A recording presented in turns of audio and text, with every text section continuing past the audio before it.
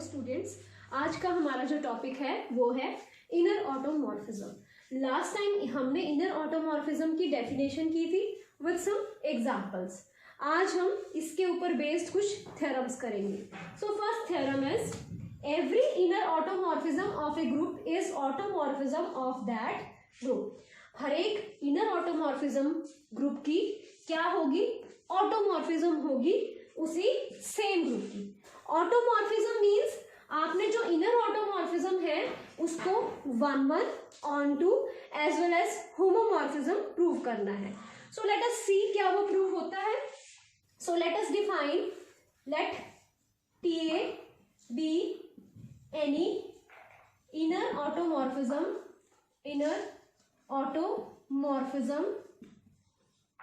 of group, let us say G। ठीक है, सो TA for some A belongs to G such that TA of X, पहले हम G से G define कर लेते हैं, onto itself of group G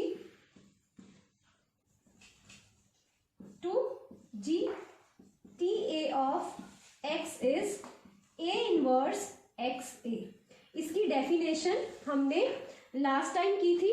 TA अगर आपके पास इनर ऑटोमॉर्फिज्म है किसी भी ग्रुप G की for some element A of G, then TA from G to G is defined as TA of X is equal to A inverse XA, for where A belongs to G as well as X belongs to G. So let us check whether it is 1-1, on-to or homomorphism. So first we will prove TA is 1-1. So TA is 1-1 के लिए let पहले यहाँ पे if X, Y belongs to G such that TA of X is equal to TA of Y, we have to prove X is equal to Y. So आपके पास क्या आ जाएगा? A inverse XA is equal to A inverse YA. TA of X is A inverse XY, TA of Y is A inverse YA. आप क्या करोगे? आपने prove करना है X is equal to Y. So आप A से pre multiply और A inverse से post multiply. So it is A inverse XA into A inverse is equal to A inverse YA into A inverse. और आप ऐसा कर सकते हो because A belongs to G, so इसका इनवर्स भी G में होगा because G is a group. So आपके पास यहाँ से A into A is identity, A into A inverse identity, identity into identity. So it is X is equal to Y. तो TA X is equal to TA Y implies X is equal to Y implies TA is 1-1. So we will prove now TA is homomorphism. So TA is homomorphism के लिए आपने क्या करना है? TA is homomorphism. So TA homomorphism के लिए let TA of XY आपने prove करना है TA of X into TA of Y. So what is TA of XY? अगर आपके पास X एलिमेंट है G का और Y भी एलिमेंट है G का, तो X into Y भी किसके एलिमेंट होंगे? G के। तो अगर आपके पास TA G के एलिमेंट पे ऑपरेट हो रहा है तो आपको क्या मिल रहा है? A inverse element of G into A inverse. So it is A inverse XY into A। ठीक है, आप क्या कर सकते हो? A inverse XY A। अब यहाँ पे आप आइडेंटिटी एलिमेंट से इसको ऐसे लिख सकते हो A inverse X into identity Y into A। अब आइडेंटिटी को आप किसी से भी मल्टीप्लाई करो, you will get the same result. So identity की जगह मैं लिख दूंगी A इंटू A इनवर्स। ठीक है, अगर आप किसी भी एलिमेंट को उसके इनवर्स से मल्टीप्लाई करो, you will get identity. Combine this and this. So what is A inverse XA? A inverse XA is TA of X. What is A inverse YA? It is TA of Y. So it is TA of X and this is TA of Y. So this implies TA is homomorphism. So now we will prove TA is onto. ठीक है? So we will prove now TA is onto. Clear? So onto के लिए let us take some element Z from here and we want to find with respect to this there is some pre-image, at least one pre-image here. So let us find this x. अगर तो ये x exist करेगा G में, then it is onto, otherwise it is not. So let z belongs to z. We have to find x belongs to G such that this x is mapped to z. TA of x is equal to z. So let us see क्या कोई ऐसा x exist करता है. What is TA of x? It is A inverse xa equal to z. So x निकालना है, pre multiply with A, post multiply with A inverse. So it is A into A inverse x A into A inverse is equal to AZ A inverse. This is identity, this is identity. X से multiply करोगे you will get x A Z A inverse. Now A is element of G, Z is element of G, A inverse is element of G. तो आपके पास इन सबकी multiplication भी कहाँ चली जाएगी? G में, because G is group. So this belongs to G. So x exist कर गया कहाँ पे? G में. So therefore for every Z belongs to G, there exists x which is equal to AZ A inverse belongs to G such that TA of AZ A inverse, ठीक है, x की जगह AZ A inverse calculate करो, क्या आएगा? A inverse of AZ A inverse A calculate करोगे तो क्या आ जाएगा? A inverse A Z A inverse A. This is identity, this is identity, so this is Z. So AZ A inverse का जब आप inner automorphism लेते हो you will get Z. So आपके पास this implies for every Z there exists AZ A inverse. This implies T A is onto function. So अगर T onto है, 1 है, homomorphism है, तो TA क्या हो जाएगी? Automorphism. So this implies every inner automorphism of a group is automorphism of that group. So this completes the proof of the theorem. Next theorem, let G be a group, F be an automorphism of G. If A belongs to G such that order of A is finite, then show that order of A is equal to order of FA is equal to order of A. आपके पास this is group G, F is automorphism from G to G. You have to prove, अगर आपके पास यहाँ पे A है इस set में, तो यहाँ पे इसके with respect F of A है, and you have to prove अगर आपके पास order of A n है तो order of F A भी क्या होगा? n. Clear? So let us take proof. Let order of A is n. Finite given है, so let order of A is n. अगर ये infinite होता तो हमें, अगर यहाँ पे फाइनाइट गिवन ना होता तो हमें दो केस कंसीडर करने पड़ते. एक तो when order of a is finite, other one is when order of a is infinite. But यहाँ पे इट इज गिवन कि ऑर्डर ऑफ ए जो है वो फाइनाइट है. सो हमें ये प्रूव करना है कि अगर ऑर्डर ऑफ ए फाइनाइट है, लेट अस से अगर हमने एन ले लिया तो ऑर्डर ऑफ एफ ए भी एग्जैक्टली इसके इक्वल होगा, that is n. So let order of a is n, this implies a to the power n is identity, where E is identity of G. Identity of G. Clear? So आपके पास let us calculate f of A to the power n. ठीक है? अब f जो है वो automorphism है. अगर automorphism है तो 1 भी होगा, onto भी होगा और होमोमॉर्फिज्म भी होगा. So you can write this first n times means f of A into f of A n times. अब f होमोमॉर्फिज्म है तो इसीलिए आप इसको कंबाइन कर सकते हो, a into a into a. How many times? n times. यहां रीजन लिख दो, because f is homomorphism. So this is the reason. अब आपके पास ये क्या आ गया? f of a to the power n. And f of a to the power n, what is a to the power n? Is identity. So this is f of e. यहाँ पे reason लिख दो, a to the power n is identity, order of a is n. So आपके पास क्या आ गया? a to the power f of a to the power n is equal to f of e. अगर this is identity of g, then this is identity of g. Fe, E कहाँ पे map होगा? Fe पे, because F is homomorphism. So आपके पास Fa raise to power n किसके equal आ गया? आइडेंटिटी ऑफ G के. सो this implies order of Fa या तो n होगा या n से स्मॉल होगा.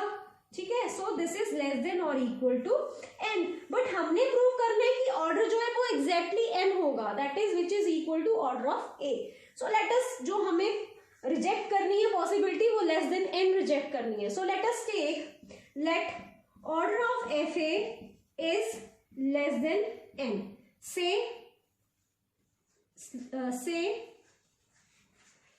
m naught. ठीक है, which is less than n. So order of Fa is m naught which is less than n. ठीक है, ऑर्डर ऑफ Fa अगर m naught है तो Fa raise to power m naught क्या आ जाएगी? आइडेंटिटी. सो आपके पास क्या आएगा? Fa raise to power m naught is equal to identity which is f of e. ठीक है, सो इसको हम कैसे लिख सकते हैं? f होमोमॉर्फिज्म में तो f of a into f of a m naught times is equal to f of e. Clear? So इसको हम कैसे लिख सकते हैं? f a into a into a into a m naught times is equal to f of e. ये क्या आ जाएगा? a into a to the power m naught is equal to f of e. Now students, since f is automorphism, this is 1 1 also. so अगर ये 1 1 है और f of a to the power m naught f of e के equal है, तो आपके पास क्या आ जाएगा? a to the power m naught किसके इक्वल होगा? Exactly e, identity of g. so this implies a to the power m naught is equal to e. ठीक है, so अगर order of m naught equal to e, a to the power m naught equal to e आ रहा है, तो इसका क्या मतलब है कि ऑर्डर ऑफ a या तो m naught होगा या m naught से लेस होगा. So this implies order of a is either less than और equal to m naught, which is contradiction. Why contradiction? Because order of a is n and m naught is less than n. तो order की definition तो ये है कि n is the least positive integer such that a to the power n is identity. So ये तो possible ही नहीं है. So this is contradiction as order of a is n is the least positive integer such that a to the power n is identity. और m यहाँ पे क्या है? a to the power m naught is identity. मतलब कोई और हमें ऐसा मिल गया सच दैट जो n से छोटा है और आपको आइडेंटिटी दे रहा है. This is a contradiction to the because order of a is n. तो अगर आपके पास ऑर्डर ऑफ a n है, इट इज अ कॉन्ट्रडिक्शन. तो आप क्या करोगे? ये वाला केस क्या कर दोगे? रिजेक्ट. अगर ये केस रिजेक्ट होता है तो कौन सा केस बचा? Order of Fa is n. So therefore इसको दे दो number 1. Therefore this implies 1 is rejected, hence order of Fa is exactly n which is equal to order of a. So यही आपने प्रूव करना था. Order of Fa is equal to order of a. Next question, if f is an inner automorphism of G, then show that order of Fa is equal to order of a for all a belongs to G. For a belongs to G. Also show that order of B inverse AB is equal to order of A. Students, अभी हमने एक theorem की है lecture की starting में. Every inner automorphism of a group is also automorphism of that group. So inner automorphism भी क्या होगी? Automorphism of that group. So अभी हमने जो लास्ट क्वेश्चन किया उसमें F ऑटोमॉर्फिज्म था ग्रुप G का, एंड आपने प्रूव किया order of Fa is equal to order of A when order of A is finite. So first part is clear. When order of A is finite. यहाँ पे आपको G का order नहीं दिया हुआ या A का ऑर्डर नहीं दिया हुआ, तो आपके पास order of A finite case बनेगा, order of A infinite case, दोनों cases, because order of A is not mention that whether it is finite और इनफाइनाइट. सो केस 1 में हम कर चुके हैं already, proved in the last part that if order of A is finite which is equal to n, then order of fa is equal to order of a when f is automorphism. So same proof. Case 2 हम यहाँ discuss करेंगे. केस 2 is if order of a is infinite. Clear? So आपने ये prove करना है अगर order of A infinite है तो ऑर्डर ऑफ एफ ए भी क्या होगा? Infinite. Let us suppose order of a f a is finite से एन. क्लियर? अगर order of f a finite है तो f a raise to power n is identity f of e. And since f is homomorphism, automorphism है तो 1:1 homomorphism भी होगा. So f of e is equal to e, या फिर अगर आप इसको ई ना भी लिखो तो this is e is equal to f of e और f of e is equal to e. तो आपके पास यहाँ पे एफ होमोमॉर्फिज्म है. अगेन पहले इसको एन टाइम्स आप ओपन कर लो. F of a n times, clear, which is equal to f of e. So आपके पास क्या आ गया यहाँ पे? होमोमॉर्फिज्म है तो ए को कंबाइन कर लो. N times is equal to f of e. So यहाँ पे क्या आ गया? F of a to the power n is equal to f of e. And since f is 1:1, so a to the power n किसके इक्वल हो गया? ई के.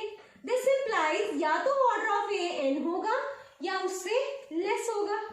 ठीक है, या तो एन होगा या उससे लेस होगा. So which is finite. But order of a तो क्या है? Infinite. So order of f a भी फाइनाइट नहीं हो सकता. So it is a contradiction as order of a is finite. So this infinite. So this implies order of fa is also infinite.